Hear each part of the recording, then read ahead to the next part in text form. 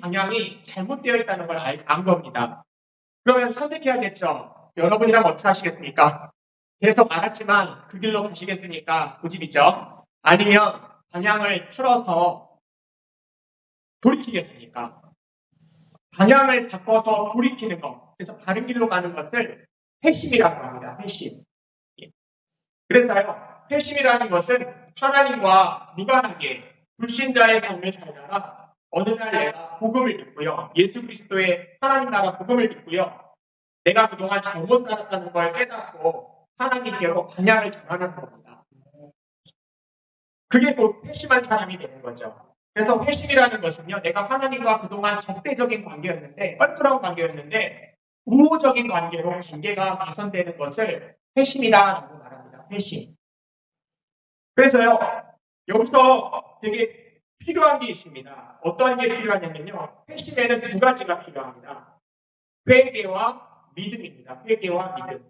내가 지금 죄의 길로 가고 있었는데, 죄에서 돌아서야겠다. 이게 회개고요. 믿음은 뭐죠? 하나님께로 돌아가는 것이 믿음입니다. 그래서 우리가 회심했다는 것은 이 두 가지를 꼭 점검해야 됩니다. 나는 회개를 했는가? 나는 온전한 믿음을 갖고 있는가? 이 두 가지가 있어야지 내가 회심했다고 말한다는 거죠. 그래서요, 오늘 읽었던 말씀 있죠?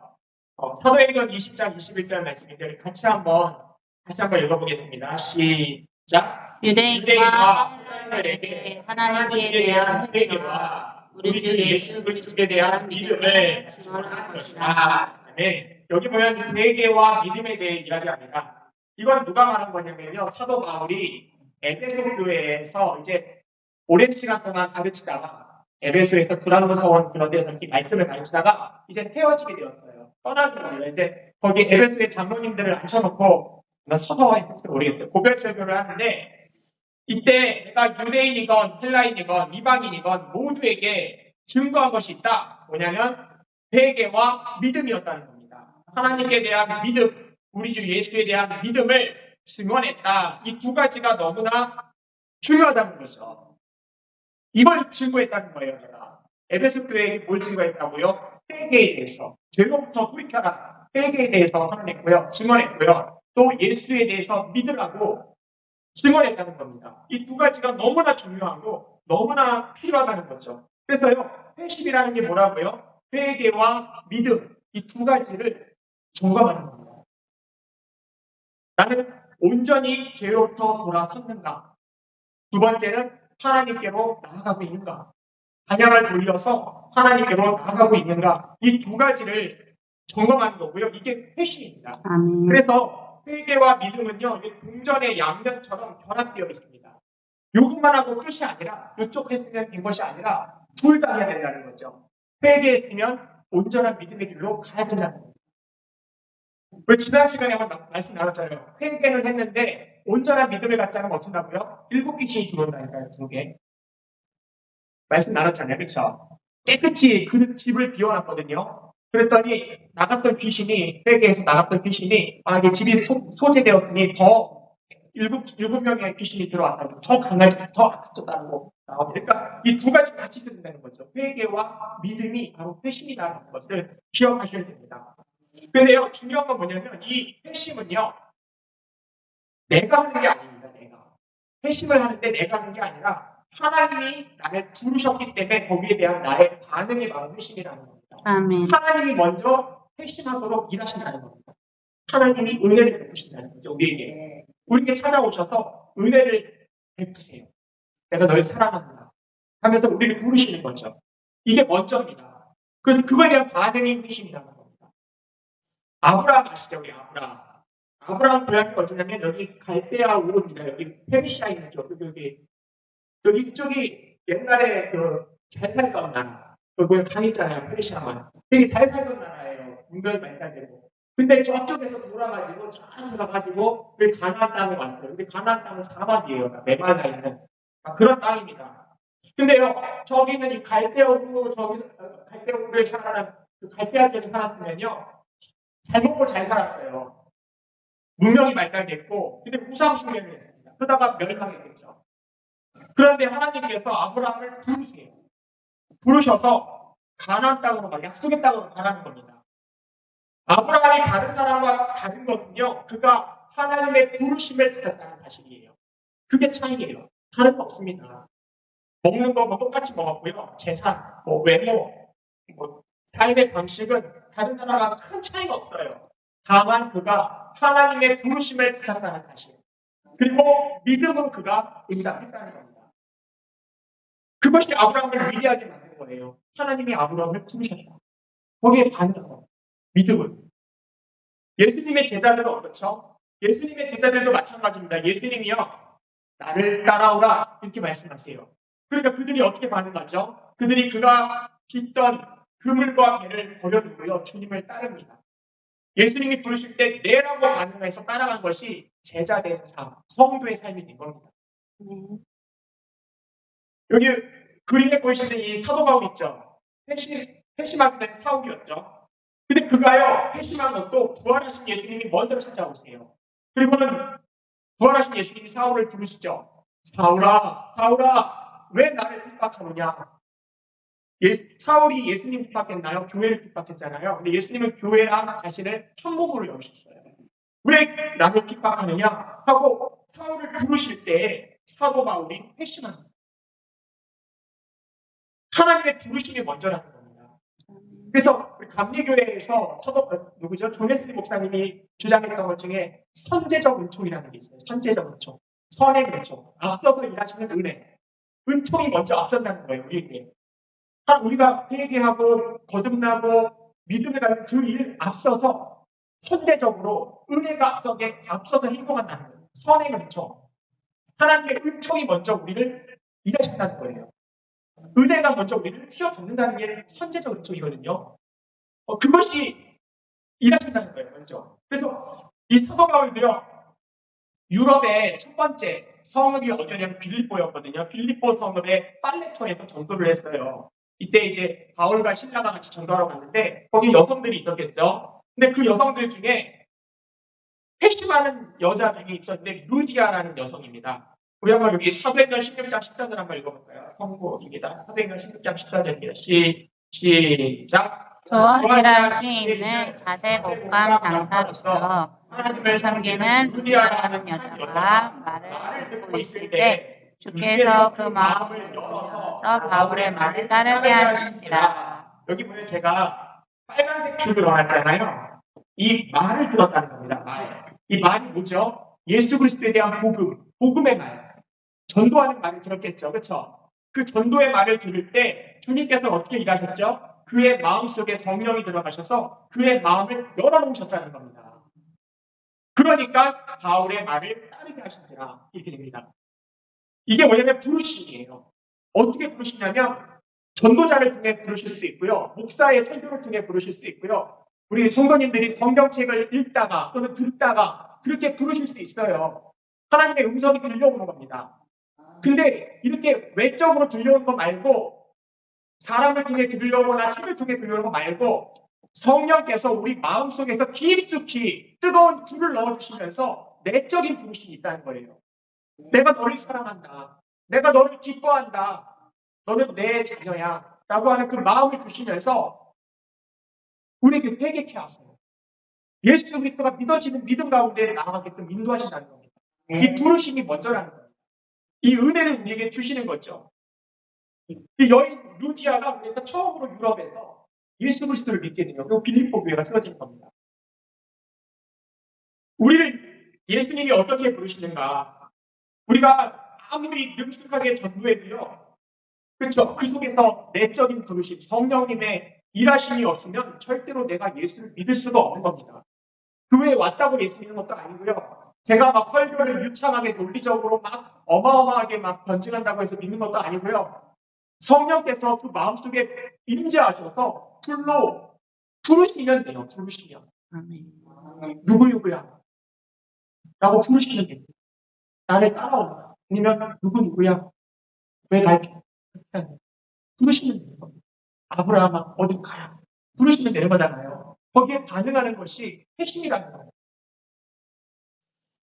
근데요, 이 핵심의 출발점이 하나님이시라고 했잖아요. 그럼 하나님만 일하시고 우리는 가만히 있으면 되냐? 그렇지 않습니다. 우리는 어떻게 거라고요? 핵심은 반응하라고 했어요. 반응. 오늘도 주님은 말씀을 통해서 우리를 부르세요. 부르시고 내가 널 사랑한다, 널 기뻐한다, 내 자녀하면서 계속 부르세요. 하나님을 부르시는데 거기에 대해서 내가 반응을 해야 된다고 했어요. 반응. 두 가지 반응이라고 말씀드렸어요. 핵심은 두 가지 반응이다. 뭐라고 했죠? 두 가지 반응이 이거죠. 회개하는 것과 믿음이라고 했어요. 죄에서 돌아서고 하나님께로 돌아가는 이 두 가지 반응이 있어야 된다는 겁니다. 이 두 반응이 반드시 핵심 속에 우리가 있어야 된다는 겁니다. 먼저는요, 이 회개에 대해서 잠깐 생각해 볼 건데요. 이 회개는요, 죄를 깨닫는 겁니다. 그렇죠? 근데 죄를 깨닫는 것도 우린 잘 안 깨달아져요. 그렇죠?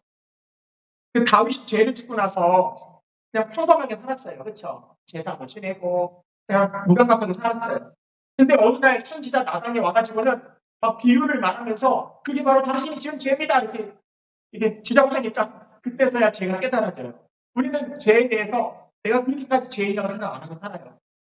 근데 성령님이 찾아오셔서 말씀을 통해서 오늘 우리가 십계명 읽었지만 그 십계명을 통해서 우리에게 막 말씀하시는 거예요. 너 이거 지키고 있냐? 안식일 거룩하게 지키고 있냐? 너 내 이름을 망령되게 막 부르는 거 아니야? 그래서 막 이렇게 십계명을 통해서 죄를 막 깨닫게 해주세요. 그러면 그때 깨닫게 하시는 게 은혜입니다. 무감각하게 안 깨닫는 거 있죠? 그게 병든 거고요. 오늘도 성령님이 찾아오셔서 우리 마음을 막 부드럽게 만드셔서 깨닫게 해주시면 은혜를 누리는 겁니다. 아, 내가 죄인이 깨달아지는 게 은혜인 거죠. 그래서 말씀이 내 안에 들어와서 거울처럼 내 영혼을 비춰주는 겁니다. 그런데 그 거울이 비춰있는 내 영혼이 새까만 거예요. 아, 내가 이렇게까지 죄인이었구나. 그것이 알게 되어지는 것. 내 흉악한 모습이 낱낱이 드러나는 겁니다. 낱낱이 드러나는 거예요. 하나님 앞에 내가 얼마나 큰 반역자인지, 내가 얼마나 하나님 앞에 불신앙을 갖고 있었는지, 내가 하나님 앞에 얼마나 교만한 죄인인지, 이 모든 것들을 보니까 하나님 앞에 진노를 받아도 마땅하구나. 내가 지옥불에 던지는 것이 당연한 거구나. 하나님의 심판 가운데 저주 가운데 있는 게 마땅한 거구나. 이것이 우리에게 일어나는 생각의 변화예요. 생각의 변화. 이걸 깨닫게 하는 게 회개의 출발점이라는 거죠. 내가 회개하려면 먼저 알아야 되잖아요. 하나님이 어떤 마음을 갖고 있는지, 하나님이 죄에 대해서 어떤 생각을 갖고 계신지 알아야 되잖아요. 이것이 지적인 회개겠죠. 지적인 회개를 하는 겁니다. 두 번째로 감정적인 회개를 해야 됩니다. 감정적인 회개는 뭐죠? 애통해하는 겁니다. 내 죄가 드러났을 때 그것에 대해서 애통해하고요. 이것에 대해서 통곡의 눈물을 흘리는 겁니다.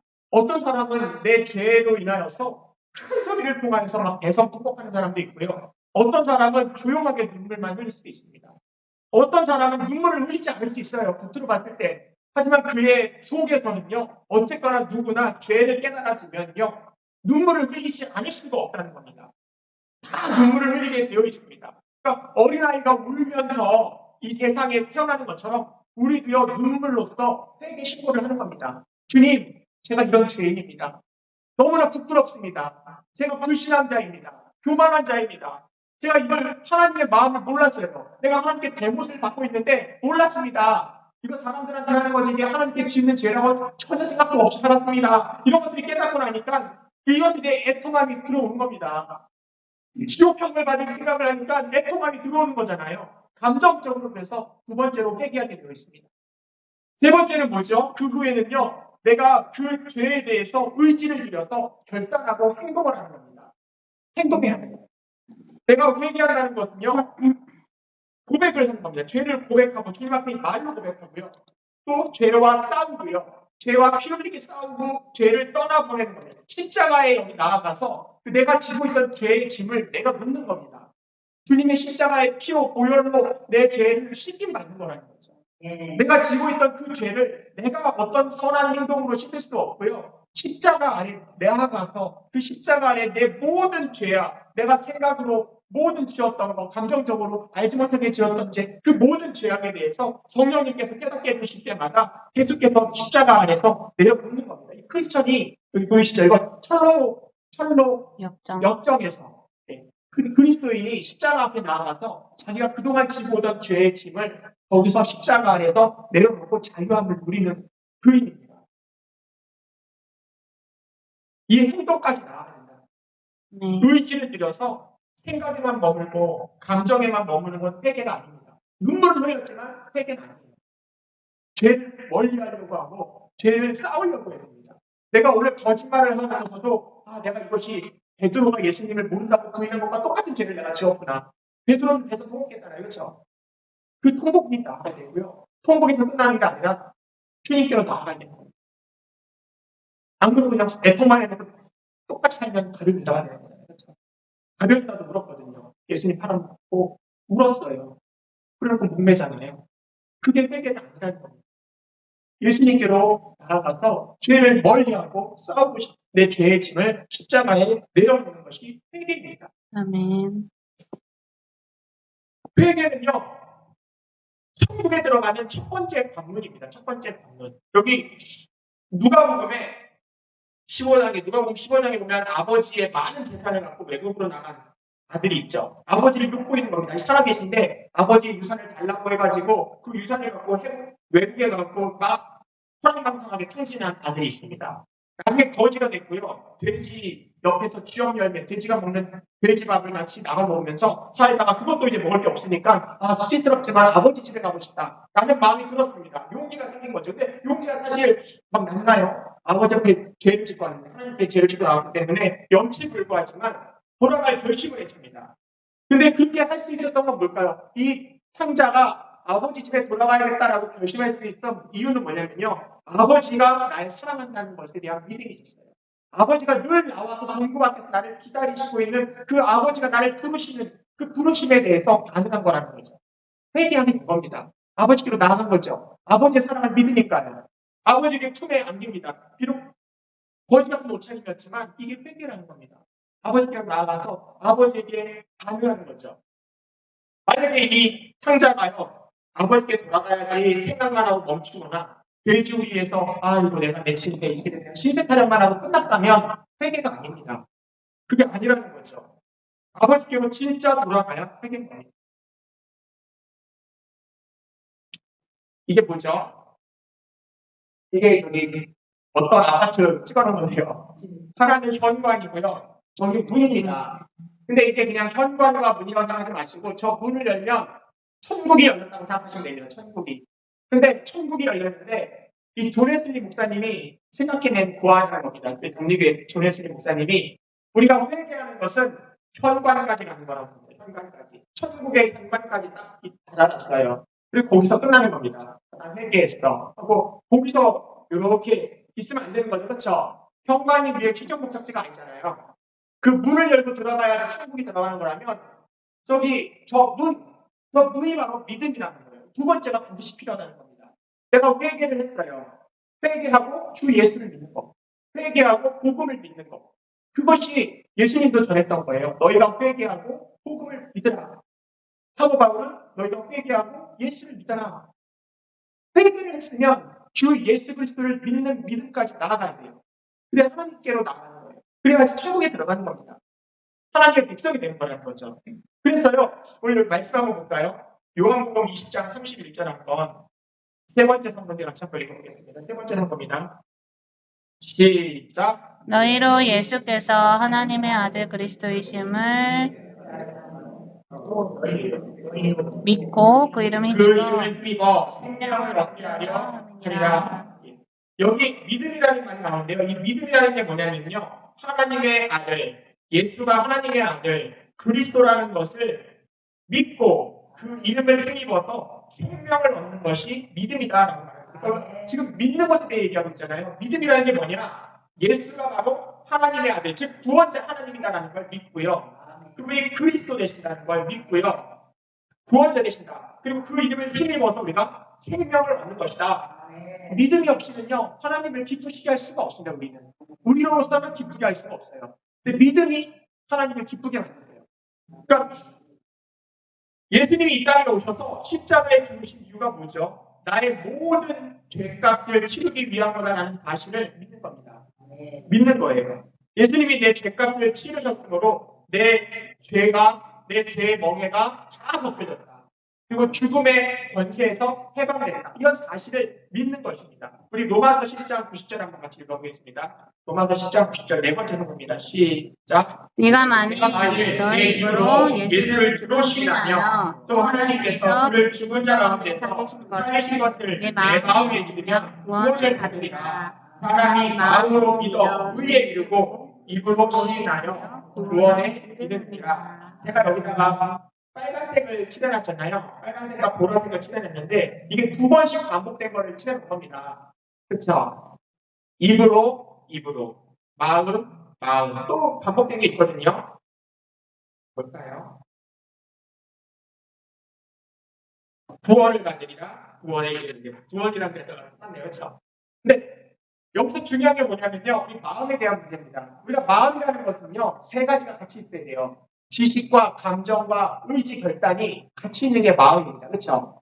마음은요. 우리가 마음에 있는 것은 입으로도 동일하게 행동으로 드러나야 된다는 거예요. 이게 전인격적이기 때문이에요. 인간은 내가 예수를 정말 믿는다라는 것은 지식으로만 그냥 동의한다가 아니라는 겁니다. 감정적으로만 반응하는 게 아니라 내가 전인격적으로 예수를 믿고 의지하고 따르는 것이 믿는 거예요. 내가 그 지식에 대해서 인정해, 동의해, 나도 그냥 그렇게 생각해. 그게 믿음은 아니라는 거죠. 내가 설교를 많이 들었어요. 그래서 내가 인정해. 아, 그런 것 같아. 그런 지식 같아. 그게 믿음은 아니라는 겁니다. 정말 내 전 존재를 거는 거라는 겁니다. 여기서 지금 여기 입으로 시인해야 된다 그랬죠. 예수가 나의 주님이라고 입으로 시인해라. 시인한다는 건 이 당시에요. 내가 예수님이 나의 주님이라고 시인하는 순간 어떻게 되는지 아십니까? 여기 로마서잖아요. 로마 시대 때 이 교회에 내가 예수가 주님이다라고 고백하는 것은 사자박이 되는 겁니다. 자기 집안이 뿔뿔이 흩어지는 거고요. 난리 나는 겁니다. 그 당시 로마 황제가 주님이시거든요.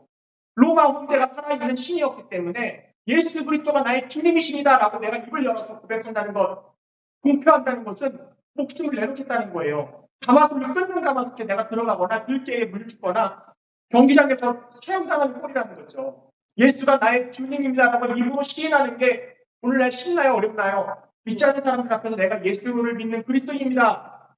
말하기 쉽나요? 어렵나요? 공개적으로 막 밥 먹기 전에 기도하고 밥 먹는 거 쉬운가요? 어려운가요? 어렵잖아요.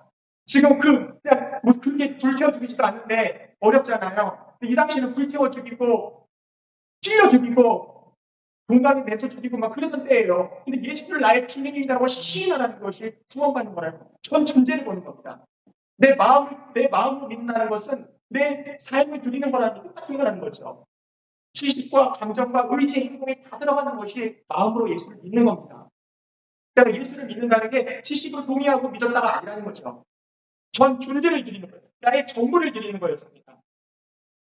그래서요, 오늘이 제가 이 설교를 했던 이유가 뭐냐면, 오늘이 존 웨슬리 목사님 회심 주일이라고 해요. 감리교 교회에서. 근데 도대체 감리교의 존 웨슬리 목사님은 도대체 무슨 회심인가? 이런 생각이 드는 거예요. 왜냐하면 이 존 웨슬리 목사님은요, 영국에 있는 옥스퍼드 대학교, 되게 명문 대학교입니다. 거기서 공부한 엘리트예요. 킹스 칼리지라고 되게 좋은 공부를 한 거예요. 그리고 교수까지 했어요. 대학교에서. 대단한 거죠. 지식적으로 똑똑한 사람입니다. 많이 배웠어요. 그래서 학교에서요, 정기적으로 기도 모임을 했어요. 우리 어디 직장에서 매년 정기적으로 기도 모임 하시니까, 저는 예전에 군대 갔을 때 그 군대 장교분이 같이 기도하자고 해서 맨날 가서 기도했는데, 갑자기 이유가 뭐 먹는 거 주니까요. 그 기도 모임 갔는데, 근데 이렇게 정기적으로 이분은 대학교에서 기도 모임을 했어요. 그리고 또 정기적으로 고아원과 교도소에 가서요, 구제를 하는 거예요. 그림 보시면 막 가서 교도소에 가서 아픈 사람, 고아원에 가서 돌봐주고 거룩한 독서를 매일같이 책을 읽었어요. 신령한 영적인 도서들 있잖아요. 그러니까 신앙의 교서, 뒤에 꽂혀있는 책들 있잖아요. 신앙도서. 저런 것들을 매일같이 읽고 교제를 했습니다. 이 정도면 대단한 거잖아요. 그리고 미국 조지아의 인디언들을 선교하겠다고 선교지까지 떠났던 사람입니다. 근데 그렇게 했던 이유가 뭔가? 나의 의로움을 세워서 경건훈련을 만들었던 거예요. 나의 의로움 때문에. 그래야 주님의 의롭다고 인정해 주신 나를 구원해 줄 거라는 생각이 있었다는 거죠. 하지만요, 이 존 웨슬리 목사님이 깨지는 때가 있었어요. 아까 금방 말한 미국 인디언들을 선교하려고 조지아에 가다가 보니까 어떤 일이 있었냐면 신한 폭풍을 만난 겁니다. 이 폭풍. 이 폭풍 속에서 막 벼락도 치고 막 배가 흔들흔들 거리겠죠. 그 배 안에 있었던 이제 사람들이 있었는데 그 중에서 자신이 갖고 있었던 믿음이 가짜였다는 걸 확인한 겁니다. 아, 내 믿음이 가짜구나. 지금 이 폭풍 속에서 내가 오늘 가라앉아 내가 죽겠구나. 이 죽는다는 상황 앞에서 죽음이라는 실존 앞에서 이 문제 앞에서 내 믿음이 가짜라는 것이 생각난 거예요. 두려워 떨면서 어떻게 해야 될지 모르겠고 이 죽음이라는 믿음 앞에서 좌절하고 두려워 떨고 이것이 내 가짜 믿음이다라는 것을 알게 됐어요. 근데 저 뱃속에서 한 구석에 보니까 몇몇의 정도들이요 모여가지고 찬양을 하고요 하나님께 기도하면서 감격 가운데 처음딱 준비하고 있는 모습을 본 겁니다. 그러면서 저들이 그 루터 교회 모라비아 교도들이었는데 저들을 바라보면서 내 믿음이 진짜 가짜였다. 그게 대각나고 결국 계신 거죠. 내 믿음이 나는 교수였고 대단하게 사람들을 가르쳤고 내 믿음은 대단하다라고 생각했는데 그동안 내 믿음은 하나의 지적인 동의였다는 겁니다. 지적인 동의. 내가 그 예수 그리스도의 믿음으로 말미암아 내 안에 평강이 있다거나 내 안에 자유함이 있다거나 내 안에 소망이 있다거나 내 안에 모든 염려가 떠났거나 그런 감정적인 변화도 없었고요. 내 삶의 전 존재를 주님께 맡겨야겠구나. 나는 그 신뢰가 없었어요. 죽음이라는 문제 앞에 나는 벌벌벌 떨고 있는 그냥 지식으로만 예수를 믿는다라고 동의한 지적 수준이었지 내 감정을 드리거나 내 존재를 들여서 내 인생을 들여서 주님 앞에 맡깁니다라는 그 고백이 없었다는 것이 발견됐다는 겁니다. 그래서 이 문제 앞에서 이 목사님이 계속해서 그 문제로 고민을 했어요. 내가 믿고 내가 구원받은 게 맞는가? 내가 구원받은 자인가? 이것에 대해서 계속해서 고민을 했다는 겁니다. 그동안 선한 행동은 많이 했어요. 경건 훈련을 많이 했어요. 근데 구원에 대한 확신이 없는 겁니다. 내가 오늘 죽어도 천국 간다는 확신이 없는 겁니다. 그러다가요. 1738년 5월 24일이요. 지난주 금요일이네요. 5월 24일. 금요일날 오후 8시 45분쯤 저녁입니다. 8시 45분쯤 영국에 있는 올더스 게이트 거리라는 곳에 그 루터 그 당시 그 풍랑석에서도 막 찬양했던 그들이 모여있는 그 모임 장소를 하게 됐어요. 그 기도회에 참석했는데 거기서 한 청년이 그 앞자리에 나와가지고는 이 성경 로마서를 루터가 주석한 주석의 서문을 읽고 있었어요. 그러니까 말씀을 읽고 있었다는 겁니다. 주석 서문도 로마서에 대한 해석이었기 때문에 오직 의인은 믿음으로 말미암아 살리라는 그 말씀처럼 우리가 구원받는 것은 믿음이다. 오직 믿음이다라는 것에 대해서 청년이 읽고 있었겠죠. 근데 이 말씀을 이 서문을 듣고 있다가 이 존 웨슬리 목사님이 갑자기 마음이 뜨거워지는 걸 경험합니다. 마음에 불이 붙는 듯한 그 경험을 했습니다. 근데 이게 존 웨슬리 목사님만 있었던 경험은 아닙니다. 우리 성경 누가복음에 보면 제자들도 경험했던 이야기예요. 여기 누가복음 24장 32, 33절 같이 볼까요? 다섯 번째 선고입니다. 다섯 번째 선고요. 시작. 그들이 서로 말하되 길에서 이래서 우리에게 말씀하시고 우리에게 성경을 풀어주실 때 우리 속에서 마음이 뜨겁지 아니하느냐 하고 곧 그때로 일어나 예루살렘에 돌아가오니 11제자들이 그들과 함께한 자들이 모여있어. 지금 이 이야기는 어떤 거냐면요. 이런 상황입니다. 예수님이 십자가에 비참하게 죽으셨잖아요. 그리고 나서 낙심한 두 제자가 있었어요. 하나는 글로바라는 제자와 또 한 사람의 이름은 써있지 않지만 많은 사람들이 이제 그들이 자기 집에 들어가서 같이 들어간 걸 보면 가족일 가능성이 높다라고 봅니다. 어쨌거나. 근데 두 제자가 있었는데 그 제자는 둘 다 절망과 낙심 속에서 자기 고향 엠마오로 돌아갑니다. 자기 집으로 나타나는 거죠. 이제 예수님께 더 이상 기대할 게 없다는 거예요. 십자가에 죽었으니까요. 기대할 게 없죠. 우리 이제 이스라엘 구원자로 생각했는데 죽으셨잖아요. 그래갖고 돌아가고 있는데 그때 그들 돌아가면서 예수에 대해 이야기하고 있는 그 찰나에 예수님이 같이 동행하고 있었어요. 그리고서 예수님이 성경 말씀을 풀어서 그들에게 말씀해 주실 때 그들의 마음이 뜨거운 경험을 했다는 겁니다. 뜨거운 경험을 했어요. 그 말씀 보니까 그게 어떻게 됐어요? 그래서 곧 33절에 어떻게 돼요? 곧 그때로 일어나서 예루살렘에 돌아. 무슨 말이죠? 그들이 지금 같이 예수를 믿던 공동체로부터 벗어나서 자기 집으로 가겠다는 거죠. 나 이제 예수를 거절했어. 나 이제 내 맘대로 살 거야. 옛날 안 믿을 때가 좋았지. 하고 돌아가던 그 찰나였는데 예수 그리스도의 말씀이 들어오니까요. 그들의 마음 성령 속에 성령께서 내적 부르심을 하니까요. 반응하기 시작한 겁니다. 불로 반응했고요. 그들이 어떻게 된 거죠? 곧 돌아섰다는 겁니다. 회개했다는 겁니다. 곧 돌아섰다는 거죠. 그들이 갔던 그 고향의 길에서 돌이켜서 곧바로 예루살렘으로 돌아갔다는 겁니다. 돌이킨 거죠. 그리고 예수에 대한 온전한 믿음이 그들에게 회복된 겁니다. 그들의 성령이 들어오셔서 그들을 부르시니까 반응하는 이야기가 났다는 겁니다. 그래서요, 이 존 웨슬리 목사님도요, 예전까지는요, 지적인 믿음이었어요. 지적인 믿음.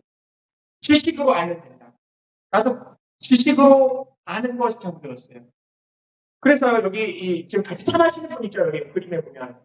이게 누구냐면 그 모라비안 교도의 어떤 리더였던, 그러니까 지도자였던 목사님, 스판겐버그라는 목사님인데 이분이 존 웨슬리 목사님께 물어요. 당신은 예수 그리스도를 누구라고 생각하십니까? 이런 질문을 해요. 참하시면서. 당신은 예수를 누구라고 생각합니까? 이때 존 웨슬리 목사님 뭐라고 대답하죠? 예수는 인류의 구세주입니다. 명답이죠. 예수에 대해서 예수는 온 인류의 구원자가 되십니다. 구세주입니다. 이렇게 대답을 했어요. 그랬더니 그러면 당신의 구세주가 되심을 믿습니까? 라고 물어요. 정말 당신의 구원자가 맞습니까? 당신의 주인이 되신 게 맞습니까? 라는 질문이죠. 당신의 인생을 던지는, 당신의 문제를 해결해 주시는 그분으로 믿고 있습니까? 라고 질문하는 겁니다. 다시 묻자 이 존 웨슬리 목사님 뭐라고 하냐면 제발 그렇게 되기를 바랍니다. 확신이 없다는 겁니다. 제발 좀 그랬으면 좋겠다. 예수님이 내 인생의 문제를 해결해 주시는 해답자가 되었으면 좋겠다. 백문일답이라고 하죠. 100가지 문제에 한 가지. 예수 그리스도가 내 인생에 수많은 문제, 수천 가지 문제가 있지만 예수 그리스도가 내 인생의 일답이에요. 일답. 백문일답. 예수님이면 답이에요. 그분이면 내 인생에 충분해. 라고 고백했으면 좋겠다. 아직 그러지 않다는 거죠. 그런데 아까 말했다시피 이분이 지금 교단이 세울 수 있었던 이유 중에 가장 중요한 게 뭐냐면 기록을 많이 남겼어요. 기록이 안 남으면 교단이 세워질 수가 없어요. 근데 기록이 남았기 때문에 이분이 있었던 삶에 대해 다 알기 때문에 교단이 세워졌거든요. 근데 이분이 쓴 일기예요. 1738년 5월 24일 날 금요일 날 그 사건에 대해서 이 목사님이 일기를 썼는데 일기의 내용이 이렇습니다. 구원을 위해서 오직 그리스도만 의지하겠냐고 구원의 확신이 내게 주어졌으며 죄와 사망의 법에서 그리스도께서 구원하시고 나의 죄를 제거해 주셨음을 확신했다. 이렇게 하면서 일기에다가 내가 구원받았다는 것에 대해서 하나하나 기록을 해야 한다는 겁니다. 이 사건을 통해서 회심한 겁니다. 또 다른 말로 표현하면 거듭났다는 거죠. 목사가 된 지 10년 만의 사건입니다. 25살에 목사가 되었거든요. 목사 안수를 25살에 받았는데 35살이 되어서 10년이 지났을 때 놀랍게 회심했다는 겁니다. 이 회심은 뭐죠? 지적인 회심이 아니라 복음 안에서 자기의 전인격적으로 감정적으로 의지와 행동으로 변화시켜서 내 삶을 예수께 온전히 신뢰하는 그 믿음으로 나아간다는 겁니다. 그래서 나의 의로움이 아니라 예수의 의로움으로 나의 충성스러움이 아니라 예수 그리스도의 충성스러움을 믿는 겁니다. 그걸 붙드는 겁니다.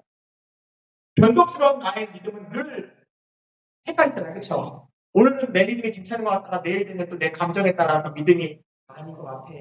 내가 왜 이렇게 살지 하면서 또 헷갈릴 수 있지만 나는 여전히 죄인이지만 신실하신 예수님이 나를 의롭게 한다는 걸 붙드는 겁니다. 그 믿음이 하나님과 나의 관계를 회복시켜 주시는 것이죠. 이게 바로 칭의입니다. 칭의. 나는 의롭지 않지만 난 죄인이지만 의롭다고 칭해 주시는 칭의를 누리는 겁니다. 하나님과 관계가 회복되는 거라니까요. 하나님의 자녀가 되는 거고요. 천국문에 들어가는 겁니다. 의롭다고 칭해 주셨습니다. 나는 여전히 더럽지만 그분의 의의 옷을 입혀주시니까요. 그 의의 옷을 입고 들어가는 겁니다. 하나님의 사랑받는 자리로 나를 회복시켜 주시는 겁니다. 근데요, 여러분 여기 제가 말씀을 막 이것저것 하다가 헷갈리게 됐는데 여기 뭐냐면 존 웨슬리 목사님이 회심한 날이기도 하지만 거듭난 날이기도 합니다. 이게 무슨 말이냐면 거듭남과 회심은 같이 쓰기도 하지만 사실 구별돼야 돼요. 거듭났다, 회심했다. 이건 구별되는 말입니다. 이 거듭났다는 말은 뭐냐면 임신했다는 거예요. 임신. 생명이 잉태됐다는 겁니다. 임신한 거예요. 그렇다면 회심은 뭐냐면 그 임신된 아기가 출산하는 것이 회심이에요. 겉으로 드러난 거예요. 근데 임신되고 잘 안 드러났잖아요. 물론 요즘에 이렇게 옷만 잘 입으면 안 보여요. 그렇죠? 저 사람이 임신한 사람인지 아닌지 모르잖아요. 똑같잖아요. 이게 거듭났다는 것이 잘 안 드러날 수 있어요. 근데 회심은 드러날 수밖에 없어요. 근데요, 시간적으로 봤을 때는 똑같아요. 동시에 일어나는 사건이에요. 동시 사건이에요. 동시에 일어나요. 내가 예수를 믿는 것과 성령님이 내 안에서 나를 변화시켜서 하나님의 자녀로 거듭나서 들어가는 것과 하나님의 관계가 회복되는 것이 동시에 일어나지만 논리적으로 봤을 때는 어디가 먼저여야 돼요? 임신이 먼저잖아요. 임신이 돼야 태어나는 거니까 논리적으로 봤을 때는 당연히 거듭나야 회심하는 거지만 신앙적으로 봤을 때 똑같다는 거예요. 신앙적으로 볼 때 똑같이 일어나기 때문에 이 거듭난다는 건 뭐냐면요. 우리가 생명이 태어나는 것이고 생명이 태어났다는 것은 하나님의 생명으로 말미암아 우리가 성결해졌다는 거예요. 그동안 죄에 묻혀 살던 죄의 세력 가운데 있던 내가 이제 성결한 자가 된 겁니다. 그래서 성화 거룩해져 가는 거예요. 예수님을 닮아가면서 의로워져 가는 겁니다. 근데 겉으로는 어떻다고 내가 회심됐잖아요. 회심하는 것은 아까 말했다시피 내 죄를 씻어내고 회개하고 믿음으로 의롭게 되는 겁니다. 관계가 회복되는 거예요. 그래서 이 회심한 사람, 거듭난 사람 이 두 가지가 동시에 일어나는 겁니다. 겉으로는 내가 죄인이지만 의롭다고 하시는 칭의 때문에 천국 갈 수 있고 관계가 회복되고요.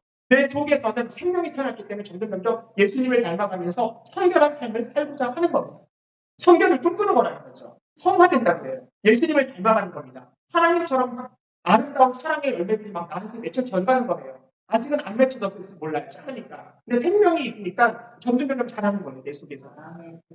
그게 거듭난 사람이고요. 거듭난 사람은 반드시 예수님을 닮아가려고 해요. 성품의 변화가 있어요. 그리고 나는 겉으로는 회심의 사건이 있었기 때문에 아까 다시피 전술대적으로 예수를 의지하고 신뢰하고 죄와 멀어지고 이런 겉으로 드러나는 표현들이 있어요. 회심의 삶의 모습이 있다는 겁니다. 이제 이 말씀으로 결론 지면서요. 이거 결론 짓겠습니다. 이거 결론인데요.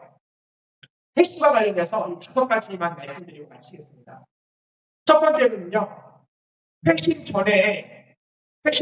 회심한 사람들은요. 자기 죄 문제로 진짜 고민하는 시간이 반드시 있다는 겁니다. 죄 때문에 고민하는 시간이 있어요. 죄 때문에 고민합니다. 내가 정말 회심했는지 아닌지를 알려면 내가 죄 때문에 정말 고민했던 적이 있는지를 되돌아봐야 됩니다.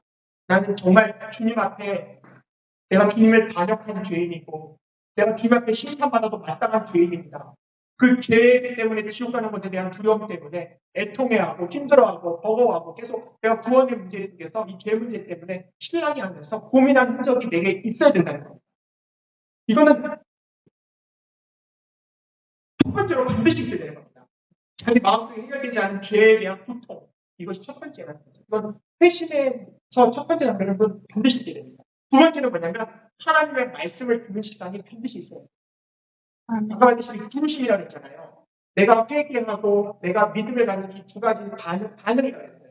그러니까 하나님이 나를 부르시는 사건이 계속 있는 겁니다.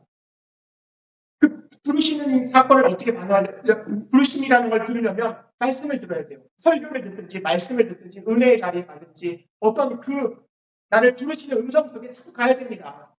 말씀의 자리에 계속 오던가 기도의 자리에 오던가 어디 집회에 가던가 그 자리에 계속 가야지 음성을 듣죠. 내가 널 사랑한다.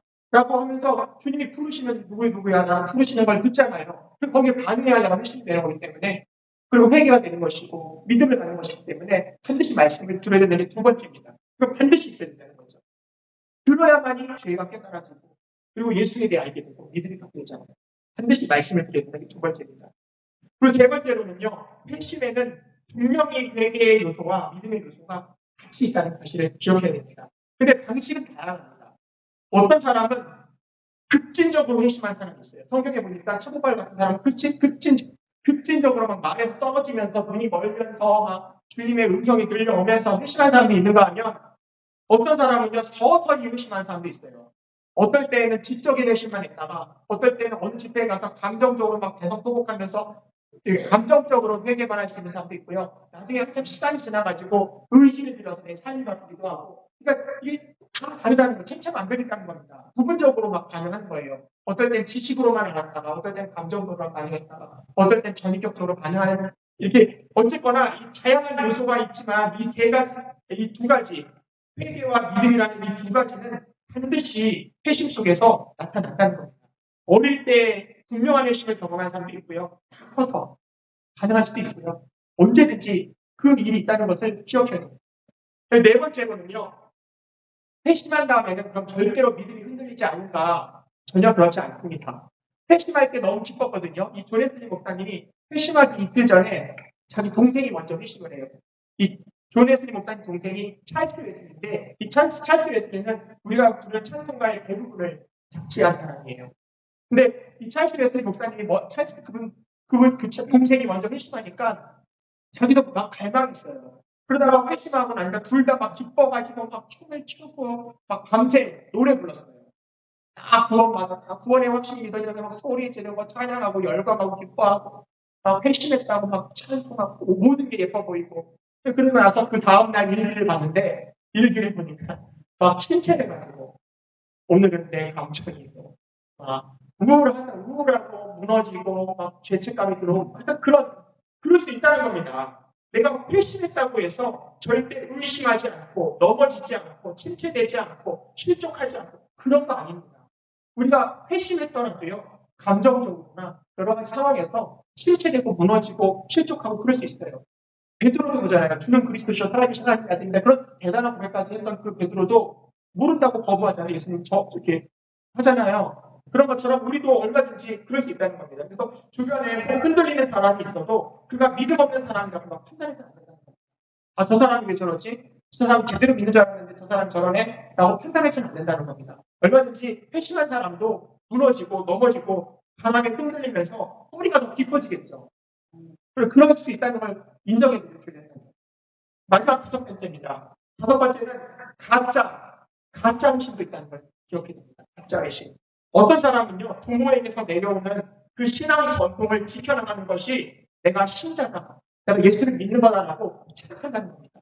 주님과 인격적인 만남이 없으면서 관계 변화가 없으면서 내가 그냥 부모로부터 신앙 전수를 받았기 때문에 아니면 오랜 시간 동안 무태신앙 내가 있었기 때문에 나는 예수를 당연히 믿고 있는 거야. 나는 당연히 회개를 한 거야. 라고 생각할 수 있다는 겁니다. 근데 그건 가짜 의심일 수 있다는 거죠. 그래서 미국의 조나단 에드워즈라고 하는 분이 신앙감정론이라는 책을 썼어요. 근데 거기에서 참된 회심의 증거들이 있다는 거예요. 내가 진짜로 회심했는지 아닌지 증거가 있다. 그 증거가 뭐냐면 여기 몇 개 써놨는데요. 검은색깔인 거예요. 하나님을 내가 정말 두려워하는 삶을 살고 있다. 경외하는 삶을 합니다. 내 신앙이 균형 잡혀 있다. 균형 잡혀 있다. 막 믿은 대로 살고 또 성경 읽는 거, 기도하는 거, 어떤 것에 다 균형이 있는 거죠. 균형을 맞추는 거. 그리고 하나님을 향한 갈망함이 있다. 오늘도 하나님이 나를 만나달라고 갈망하는 그 마음이 행위로 드러나고 있는 삶의 신앙이 있는가. 그리스도의 성품을 오늘도 갈망하는 거듭난 사람이기 때문에 내 속에 성결에 대한 꿈이 있거든요. 존 웨슬리 목사님으로부터 이 성결에 대한 이야기가 강조돼서 내적 성결을 강조하는 성결교단이 나오는 겁니다. 존 웨슬리 목사님의 후예들이죠. 성결을 강조하다가 성결교단이 나오고요. 그 성결교단에서부터 또 파생된 세봉교회가 나오고요. 또 내적 성결만이 아니라 외적 성결. 온 사회가 거룩한 나라가 되는 외적 성결을 위해서 우리 구세군이나 뭐 여러 가지 그 사회를 번역시키는 사회 병원 그런 걸 세워져 갖고 그런 사회 변화를 일으켜가는. 그래서 18세기에 영국이 써봤음에도 불구하고 거기는 무혈혁명이라고 해요. 피 흘리지 않고 혁명이라고 바라보고 있어요. 그리고 존 웨슬리 목사님의 이 감리교 운동 때문에 다른 나라 프랑스 같은 데는 혁명을 일으키면서 피 흘리면서 혁명했거든요. 근데 영국은 이 복음이 들어가니까 무혈혁명, 피 흘리지 않고 사람들이 다 변화되면서 놀라운 사회 번영을 일으켰어요. 노예가 해방되고 여러 가지 역사들이 막 일어났습니다. 그러니까 진짜 성결, 삶의 변화가 일어나야 된다는 거죠. 회심이 일어나면 한 사람의 회심은 사회를 변화시킨다는 겁니다. 사회를 변화시켜요. 우리 한 사람이 정말 회개하고 믿음을 가질 때 회심이 일어날 때 가정이 변화되고요. 변화가 되는 겁니다. 주변이 정말 달라졌구나. 이게 일어난다는 겁니다. 그래서 우리 같이 찬양하고 기도하도록 하겠습니다. 찬송가 421장 같이 찬양하고요. 우리 안에 이런 흔적들에 대해서 좀 같이 기도했으면 좋겠습니다. 421장입니다. 찬송가 421장.